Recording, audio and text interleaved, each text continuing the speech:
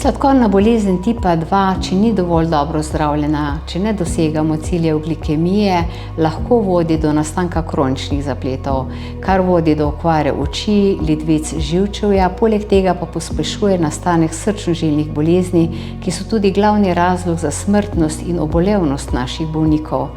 Zato je tako pomembno, da zdravimo do cilja. Vendar pri zdravljenju sladkorne bolezni nimamo v mislih samo zdravljenja glikemije, ampak zdravimo tudi pridružene bolezni, kot so arterijska hipertenzija, hiperlipidemija, svetujemo opustitev kajenja, hujšamo predebele in skrbimo za zdrav slog življenja.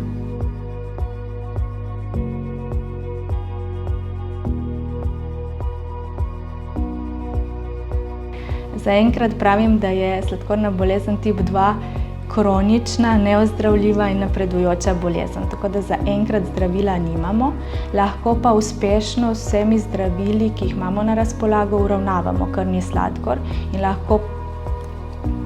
lahko krvni sladkor uravnamo v skoraj normalne vrednosti in tako preprečimo, da bi ta sladkor škodoval ostalim organom v telesu.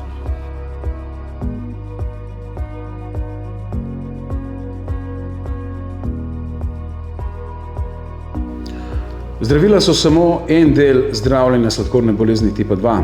Ob zdravem načinu prehranjevanja, telesni dejavnosti in vzdrževanju primerne telesne teže. Ukolikor se ti ukrepi izkažejo za zadostne, lahko pri nekomu ukinemo zdravila za zniževanje samega krvnega sladkorja in jih morda sploh ali dolga leta ne bo več potreboval.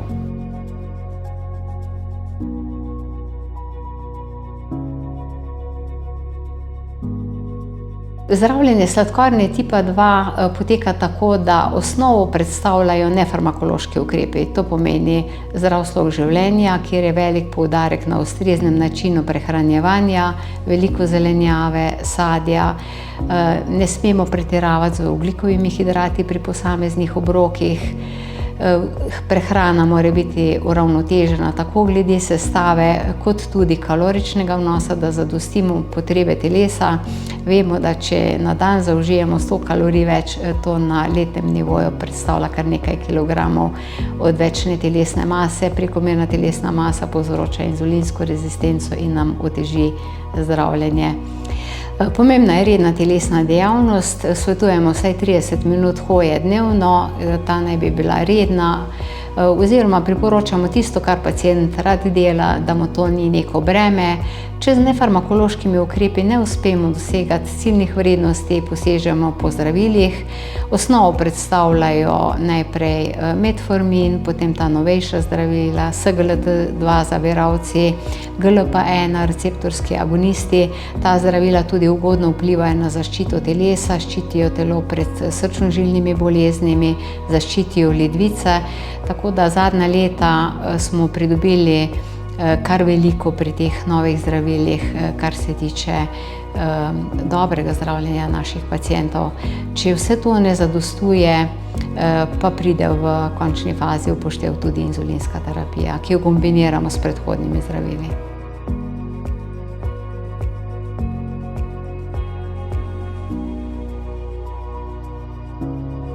Urejen krvni sladkor je bil nekoč edini cilj zdravljenja.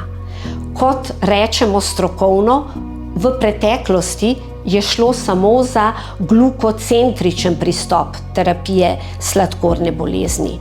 Danes pa že dolgo ne več, danes vemo, da je pomemben srčno-žilno-centričen pristop obvladovanja sladkorne bolezni. Ne le krvni sladkor, tudi preventiva srčno-žilnih bolezni, kapi, infarkta, bolezni ledvic, skratka, vsaj 3 nivoje obvladovanja: srce, ledvice in pa sladkor.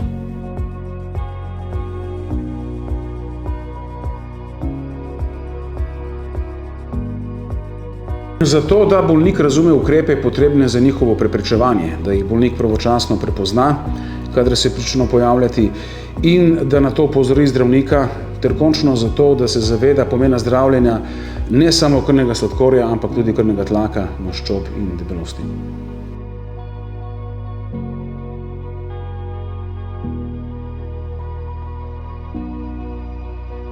Ja, pri sladkorni bolezni imamo več vrst zapletov, se pravi nekatere imenujemo mikrovaskularni, ki prizadenejo predvsem majhne žilice. Ti so recimo na očeh pa ledvicah, aktivno jih iščemo tako, da pregledujemo očesno ozadje, pa tudi laboratorijske izvide pri zdravniku, tako urin kot tudi krvne preiskave. Potem obstajajo makrovaskularni zapleti, tukaj gredo predvsem za žilne zaplete, kot so možganska kap, srčni infarkt, lahko potem tudi periferna okluzijska bolezen, se pravi, da se zamašijo arterije nog, diabetično stopalo, potem lahko vse več se govori tudi o srčnem popuščanju, kot o tudi zapletu sladkorne bolezni.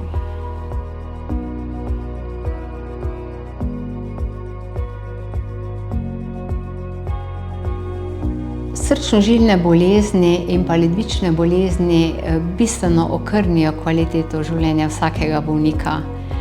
Premalo se zavedamo, da ima srčno popuščanje enako slabo prognozo kot pa rakave bolezni. Vemo, da je 50% umrljivost znotraj 50 let pri nekom, ki se začne zdraviti zaradi srčnega popuščanja. Pa običajno vidimo, da ljudje tega ne jemljejo tako resno, kot pa če dobiš diagnozo, da imaš raka. Zato je tako pomembno, da te bolezni preprečujemo, ker imajo sila slabo prognozo, kar se tiče kvalitete življenja in samega preživetja.